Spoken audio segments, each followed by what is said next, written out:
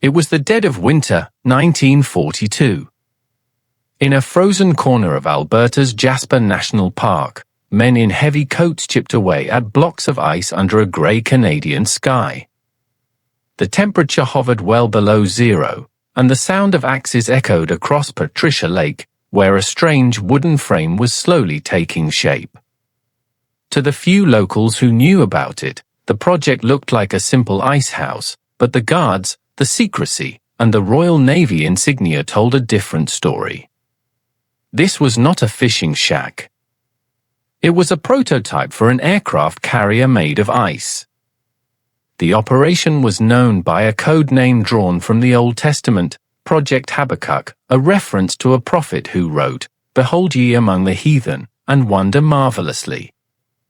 It was the perfect name for a plan so outlandish that even its engineers doubted it could work. Yet at the height of the Second World War, Britain's survival depended on ideas as extraordinary as this one. By late 1942, the Battle of the Atlantic had become a war of attrition. German U-boats prowled the shipping lanes, sinking Allied merchant convoys faster than shipyards could replace them. The Mid-Atlantic Gap, a stretch of ocean beyond the range of Allied aircraft, had become a killing ground. Britain needed floating airfields to cover that gap, but steel and shipyard capacity were stretched to the limit. So when an eccentric British scientist named Geoffrey Pyke suggested that a vast, unsinkable aircraft carrier could be built out of frozen water, the idea didn't seem entirely insane. Ice was cheap, abundant, and, with the right treatment, surprisingly strong. Even bullets, Pyke claimed, would simply lodge inside it without shattering the surface. From London to Ottawa, cables flew between ministries. The Royal Navy wanted proof. And in that frozen Canadian lake, under the supervision of British engineers and Canadian laborists, the world's strangest warship began to take form, a secret experiment that would push science, engineering, and imagination to their limits. By the time the prototype was complete, Allied leaders would stand in disbelief as bullets bounced off blocks of ice and scientists began to dream of ships as long as skyscrapers are tall. This was no myth.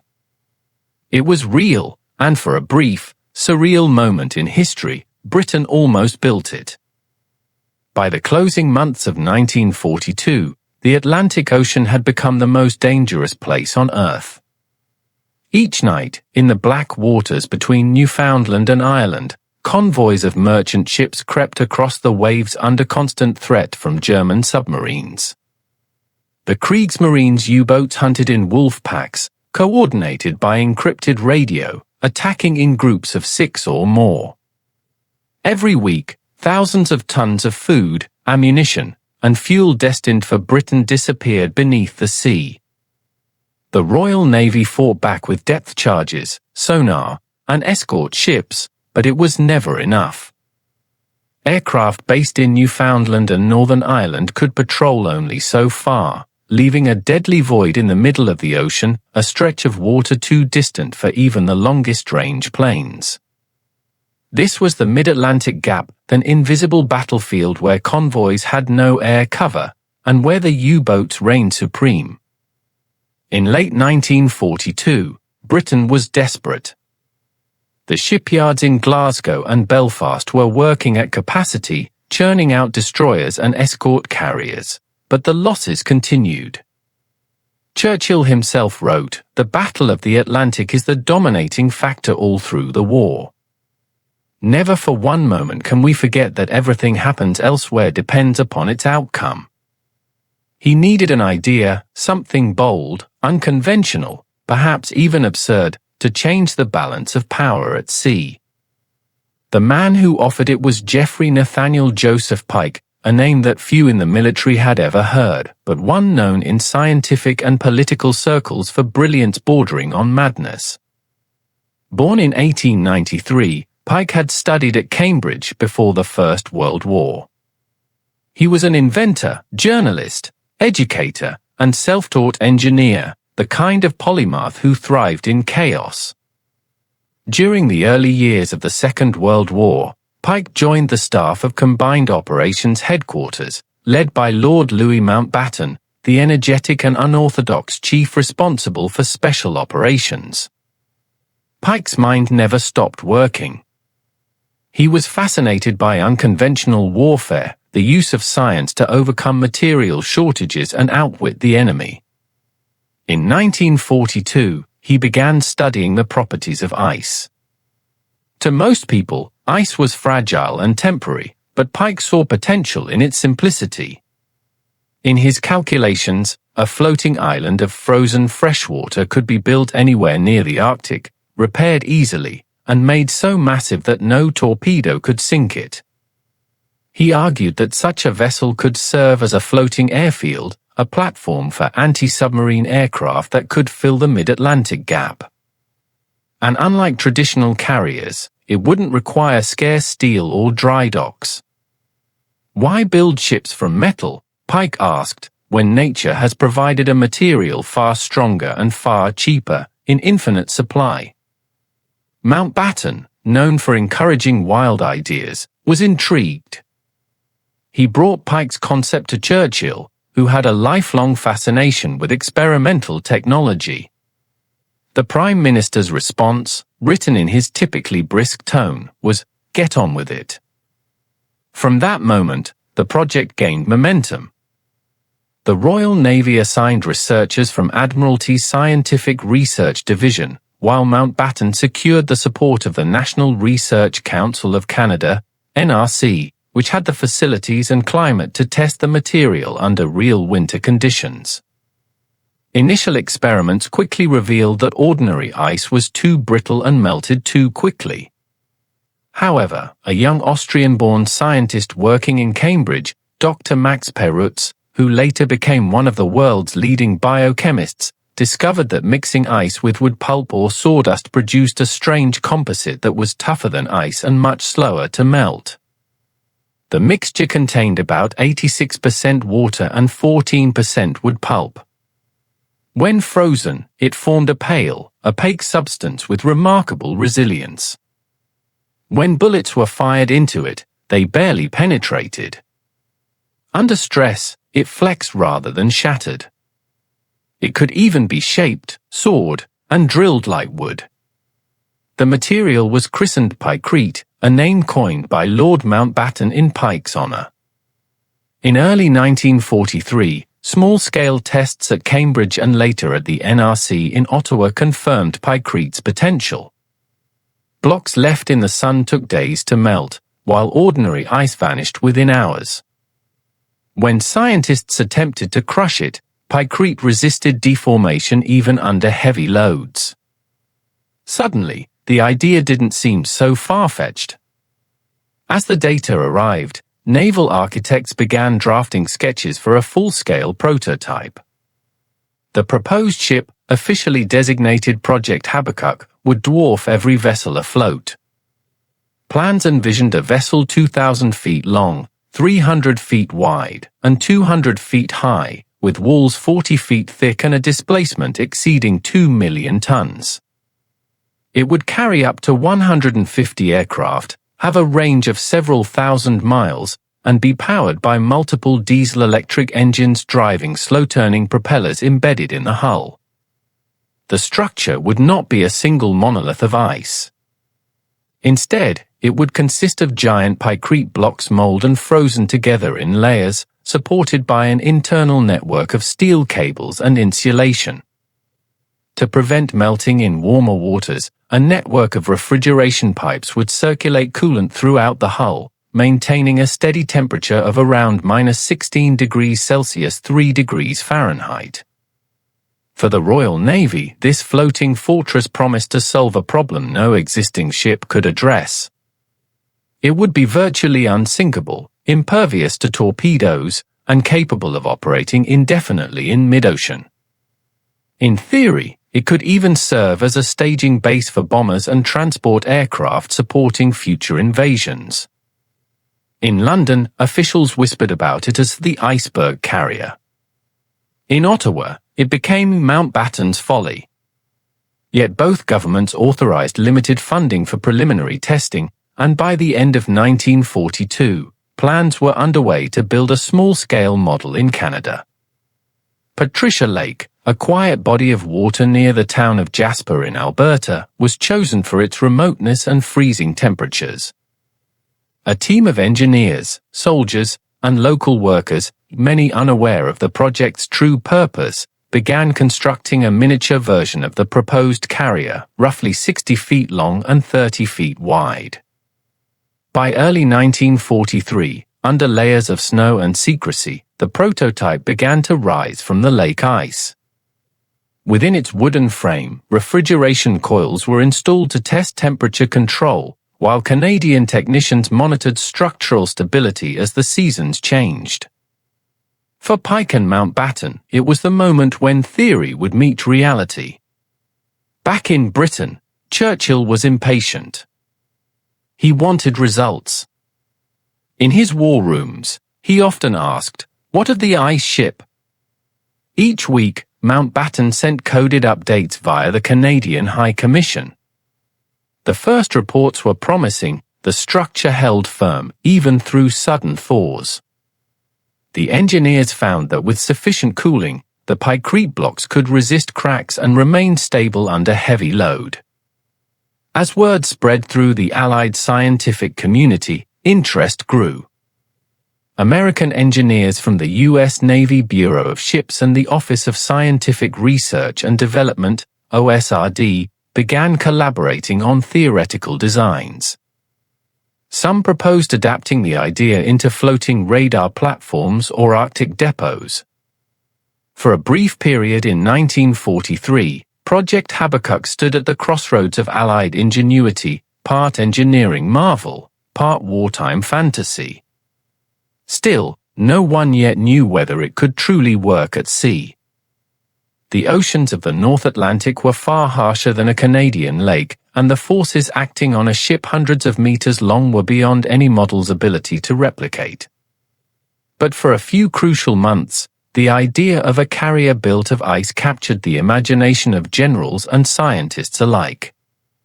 What began as a desperate sketch on Geoffrey Pyke's desk was about to become one of the most extraordinary experiments of the Second World War. In early 1943, a small group of Royal Navy officers, scientists, and Canadian engineers gathered at Patricia Lake, Alberta, to witness what they hoped would be a revolution in naval warfare. The air was crisp, the snow deep, and the lake frozen solid. Beneath the surface, hidden from public view, construction had begun on the world's first Pykrete vessel, the prototype for Project Habakkuk. The site had been chosen for its isolation. Patricia Lake sat deep within Jasper National Park, far from enemy reconnaissance and prying journalists. Supplies were brought in quietly: timber, sawdust, compressors, and enough piping to snake through a structure the size of a small building. A team of Canadian soldiers from the Royal Canadian Engineers, assisted by civilian laborers, set to work cutting, freezing, and assembling massive blocks of Pykrete. The prototype would be modest in scale, about 60 feet long, 30 feet wide, and 20 feet deep, but its construction would test every element of Pyke's vision. Inside, refrigeration pipes circulated brine coolant, driven by small ammonia compressors that hummed day and night. Around the frame, workers poured layer upon layer of water mixed with sawdust, allowing it to freeze in the sub-zero air before adding the next. Within weeks, a strange, pale structure took shape on the frozen lake, a miniature fortress of ice. To the engineers, Pykrete was something new and mysterious. It was neither metal nor stone, neither purely organic nor mechanical. Its strength came from its structure. The wood fibers suspended in ice created a composite that resisted cracking, distributing stress across millions of tiny bonds. When struck with a hammer, it didn't splinter, it dented. When bullets struck, they sank into its surface, trapped harmlessly. British scientific attachés in Ottawa documented every test. In one experiment, they placed a pykrete beam across two supports and gradually added weight. Ordinary ice collapsed under less than 100 pounds. Pykrete withstood over 1,000 pounds before bending. It wasn't indestructible, but it was stronger per unit cost than almost any material then available. The National Research Council of Canada, led by physicist C.J.R. Mackenzie, oversaw the project's scientific coordination. He assigned a young Austrian-born researcher named Max Perutz to study the physical behavior of ice under stress and temperature variation. Perutz, who would later win the Nobel Prize in Chemistry, spent long hours in freezing chambers observing how temperature gradients caused internal creep, the slow deformation of ice over time. His findings would later prove critical in glaciology, but at the time, they were meant for war. Perutz noted that while pykrete was impressively strong at -16 degrees Celsius, it weakened rapidly as it warmed. A carrier built from it would need continuous refrigeration. He also discovered that even small temperature changes caused the material to flow, like slow-motion melting, under its own weight. Maintaining a hull hundreds of meters long would require immense cooling power. Still, for the moment, those were problems for later. What mattered was that the prototype floated, and it did. Anchored in the lake, the structure remained stable through blizzards and thaws, resisting cracks and leaks far better than anyone expected. Back in London, Lord Louis Mountbatten prepared to present the results to the highest level of Allied command. At the Quebec Conference in August 1943, where Churchill and Roosevelt met to plan the next phase of the war, Mountbatten carried two small blocks into the conference room. One was pure ice. The other was pykrete. He placed them side by side on the table. To demonstrate, Mountbatten drew his revolver and fired. The ice shattered instantly. Then he turned to the pykrete block and fired again. The bullet ricocheted, narrowly missing Admiral Ernest King of the U.S. Navy and lodging in the wall. The demonstration worked, perhaps too well. Churchill laughed, Roosevelt nodded, and everyone agreed the material was extraordinary. That moment cemented Project Habakkuk's place in Allied research. Funding increased, and engineers began working on detailed blueprints for a full-scale vessel. The design was unlike anything the world had seen. In its final proposed form, Habakkuk would measure roughly 2,000 feet, 610 meters, in length, 300 feet, 91 meters, in width, and 200 feet, 61 meters, in height, with a displacement of 2.2 million tons. Its walls would be 40 feet thick, built from layered pykrete reinforced with a web of steel cables to control expansion and contraction. Inside, multiple decks would house workshops, hangars, fuel storage, and crew quarters insulated from the freezing outer shell. The ship would be powered by 26 electric motors, each driving a massive screw propeller. Together, they would push the vessel at a modest 7 knots, slow, but sufficient for mid-ocean operations. Its flight deck, spanning nearly half a kilometer, could host up to 150 aircraft, including patrol bombers, fighters, and reconnaissance planes. Each corner of the hull would contain massive refrigeration units to circulate coolant, keeping the ship frozen in all climates short of the tropics. The concept defied classification. It wasn't a traditional warship but a mobile island, a floating base intended to operate indefinitely in mid-ocean, replenishing aircraft and supporting convoys. Plans envisioned a fleet of such vessels stationed across the North Atlantic, forming a permanent aerial shield against U-boats. Yet even as the drawings took shape, the challenges multiplied. The first was logistics. Producing the required volume of pykrete would demand nearly 300,000 tons of wood pulp and over 2 million tons of fresh water, both resources that would have to be processed and frozen in remote regions of Canada. The refrigeration plant alone would consume more steel and machinery than a conventional aircraft carrier. Then there was temperature control. Engineers calculated that to maintain the hull at -16 degrees Celsius in Atlantic waters averaging 10 degrees Celsius, the ship would need a refrigeration capacity equivalent to that of a small city. Leaks, insulation failure, or power loss could spell disaster. A single coolant breakdown could cause the hull to slump or melt unevenly, compromising structural integrity. The Royal Navy's Director of Naval Construction, Sir Stanley Goodall, expressed cautious skepticism. His report noted, "A material that must remain frozen to exist is inherently unstable at sea." Meanwhile, the U.S. Navy Bureau of Ships, which had joined the study, warned that maintenance at scale would be impracticable in sustained operations. Still, Churchill pressed forward. In a telegram dated December 1942, he wrote to Mountbatten, "I am entirely in favor of the Pyke proposal. Proceed with the utmost vigor." Churchill was not a man easily dissuaded by practicalities when imagination was at stake.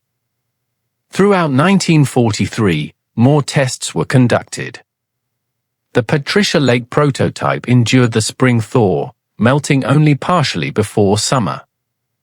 Engineers noted that even with minimal refrigeration, it remained intact for several months.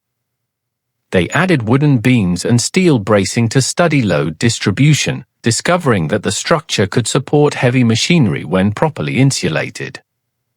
In Ottawa, Max Perutz continued his laboratory experiments, using samples of different sawdust ratios to refine strength and melting resistance. He observed that smaller wood fibers improved stability but made freezing slower, larger fibers made it brittle. His detailed notes, preserved in the British National Archives, read like an engineer's diary of obsession, each entry meticulously charting temperature, stress, and failure modes.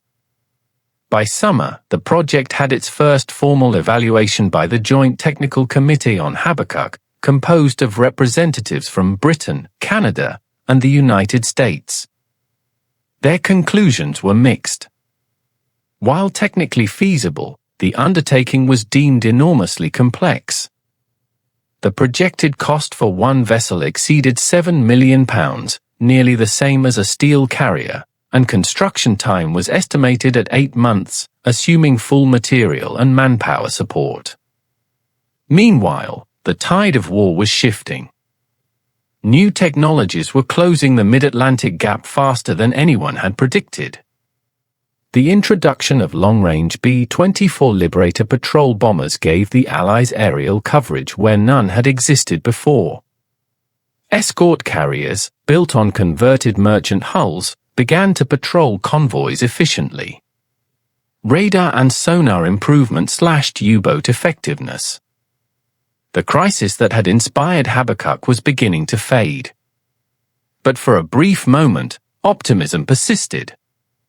In late 1943, Mountbatten commissioned detailed architectural models and temperature simulations for a smaller, more practical version, Habakkuk 2. This variant would be half the original size, carrying around 40 aircraft. Canadian engineers even proposed building it in sections, freezing and assembling blocks like a modular fortress. Yet as Perutz's latest data arrived, the verdict became clear: maintaining structural rigidity across such a vast body of pykrete would be almost impossible. The hull would slowly deform under its own weight unless continuously cooled and adjusted. No known engineering method could compensate for that much gradual creep. Even the thickest cables couldn't prevent slow warping in warmer climates. By autumn 1943, enthusiasm among the Allied committees waned. The Americans withdrew most of their support, focusing instead on conventional carriers.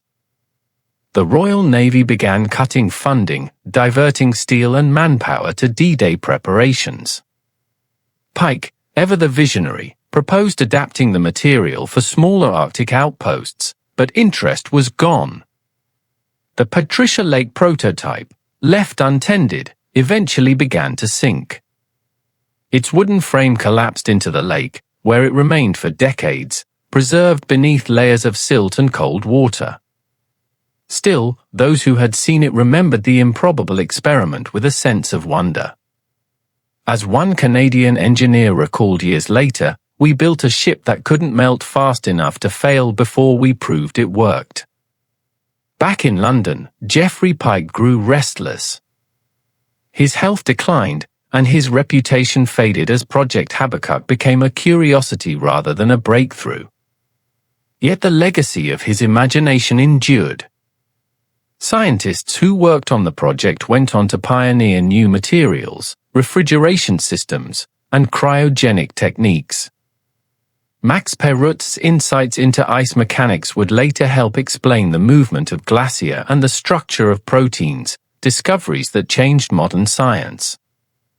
By the winter of 1943, the optimism surrounding Project Habakkuk began to fracture under the weight of reality.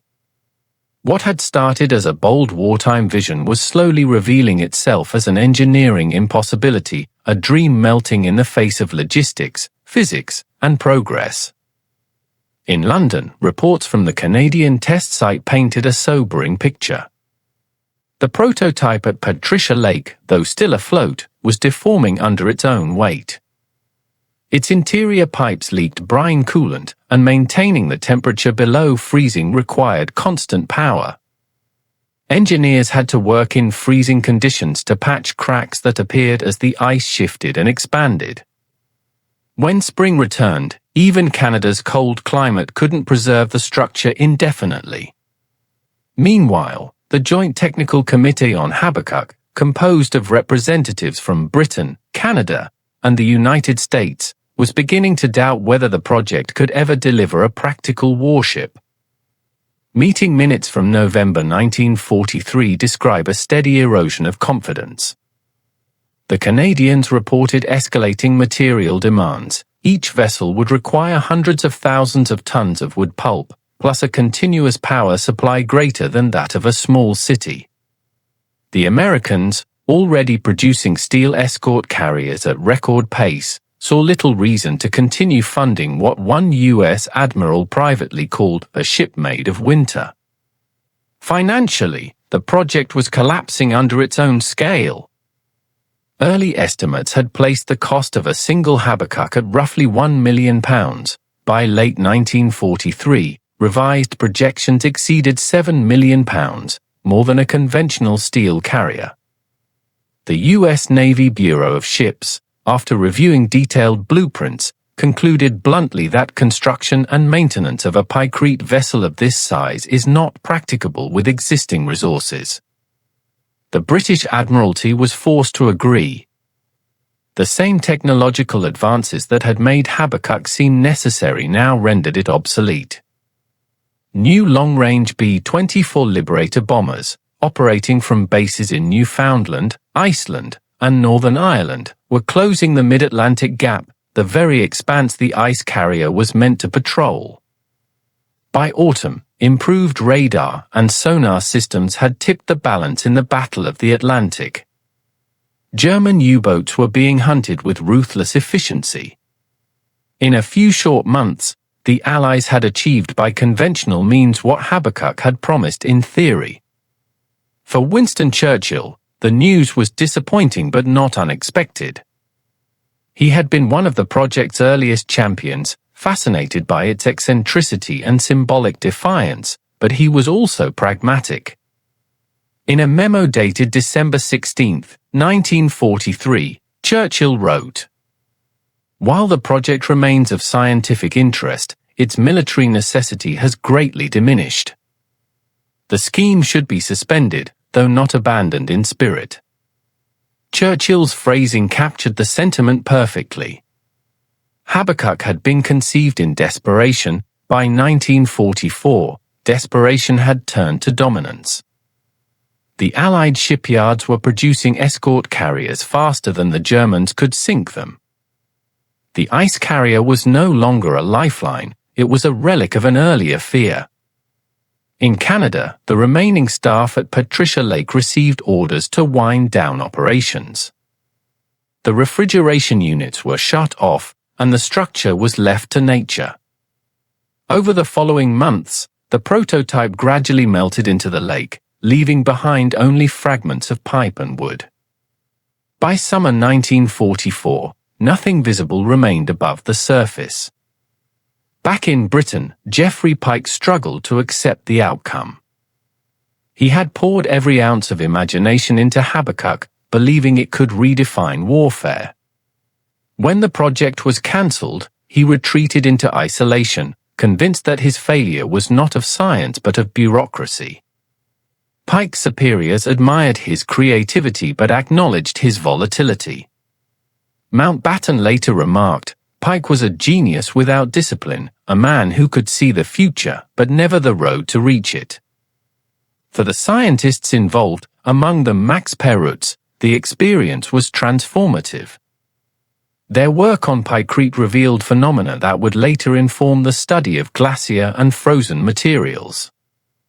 What began as an eccentric wartime concept became a foundation for future research into cryogenics and structural ice mechanics.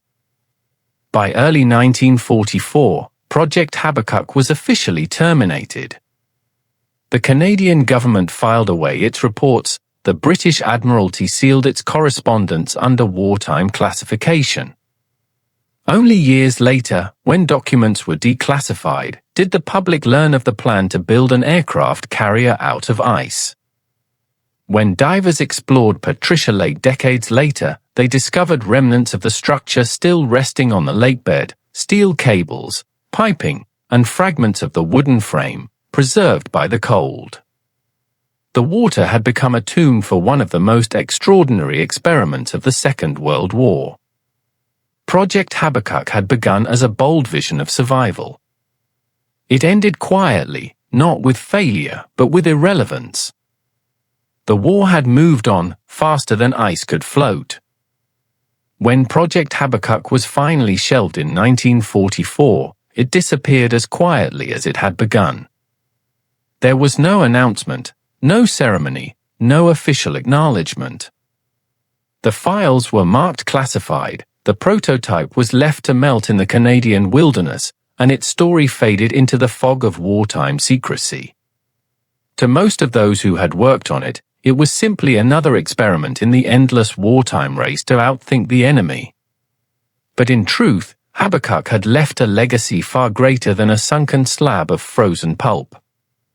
One of the most significant outcomes came not from the vessel itself, but from the research it inspired. The project had drawn together an unlikely mix of military planners, physicists, and materials scientists, all working toward a single impossible goal, and in the process, they expanded humanity's understanding of ice as a structural material. Dr. Max Perutz, the Austrian-born scientist assigned to study the behavior of Pykrete, continued his research long after the project ended. His wartime studies on the creep and deformation of ice laid the foundation for modern glaciology, the science of how glaciers move and shape continents. Later, his pioneering work in molecular biology earned him the Nobel Prize in Chemistry in 1962. Perutz often credited Habakkuk as the origin of his fascination with how crystals, whether of ice or proteins, could behave like living materials. The collaboration between British and Canadian engineers also spurred advances in refrigeration technology, structural modeling, and composite materials. Decades later, some of the same techniques used to stabilize Pykrete under stress would resurface in Arctic engineering, helping design ice-resistant platforms and runways for research stations in Greenland and Antarctica. For Geoffrey Pyke, however, the aftermath was not so triumphant. Once hailed by Mountbatten as one of the most creative thinkers of the war, Pyke was increasingly sidelined after Habakkuk's collapse. His later proposals, portable power sleds for mountain troops, modular supply vehicles, and even education reforms for post-war Europe received little attention. Pyke was brilliant but erratic, driven by intellect but crushed by self-doubt. In 1948, just 3 years after the war ended, he took his own life in a London hotel room. To those who knew him, his death marked the passing of a mind too far ahead of its time. He was, Mountbatten later wrote, the most original thinker I ever met, and the most impossible. Pyke's ideas had always balanced on the line between genius and absurdity. Yet even in failure, his vision reflected the boundless imagination that defined the wartime generation, a willingness to consider the unthinkable when survival was at stake. After the war, the Royal Navy and US Navy revisited the concept of large floating platforms, though none approached the scale of Habakkuk. In the 1950s, during the Cold War, military engineers studied ice structures again for Arctic radar stations and temporary airstrips, drawing indirectly on the findings of the wartime project. The idea of frozen fortresses resurfaced periodically, not as ships, but as stationary outposts, demonstrating that Pyke's logic had not been entirely misplaced. In Canada, Patricia Lake became a quiet memorial to the project. Long after the war, local divers discovered remnants of the prototype, twisted steel piping and rotted wooden beams embedded in the lakebed. The Canadian government later confirmed the site's history, designating it a small heritage location. To this day, curious visitors can still glimpse the faint outline of the experiment that defied nature. Though it never sailed, Project Habakkuk changed how engineers thought about the boundaries between imagination and practicality. It revealed how, under the pressures of total war, even the most absurd ideas could attract serious attention, not because they were likely to succeed, but because failure itself often revealed new paths forward. The ice carrier was a product of its time, born from fear, sustained by ingenuity, and undone by progress. It proved that in war, as in science, the line between brilliance and folly is often measured only by timing. And for a few frozen months in 1943, British engineers nearly crossed it. In the quiet aftermath of war, when victory parades faded and factories returned to peacetime work, Project Habakkuk seemed like a footnote, a curious tale of wartime eccentricity, half science and half dream. Yet when examined closely, it reveals something far deeper about the human spirit under pressure, a story not of failure, but of imagination at its most defiant. The idea of building an aircraft carrier from ice could only have arisen in the desperate years of the early 1940s. Britain stood alone, hemmed in by U-boats, its convoys torn apart in the mid-Atlantic. Out of that crisis emerged a generation of thinkers who refused to accept the limits of conventional engineering. To them, every obstacle was a challenge to invent something new, to fight with ideas when steel was scarce and hope was thinner still. That is what made Habakkuk remarkable. It was not just a project of frozen water and wood pulp, it was a project of faith in human ingenuity and the belief that even nature itself could be bent to purpose. Geoffrey Pyke embodied that spirit.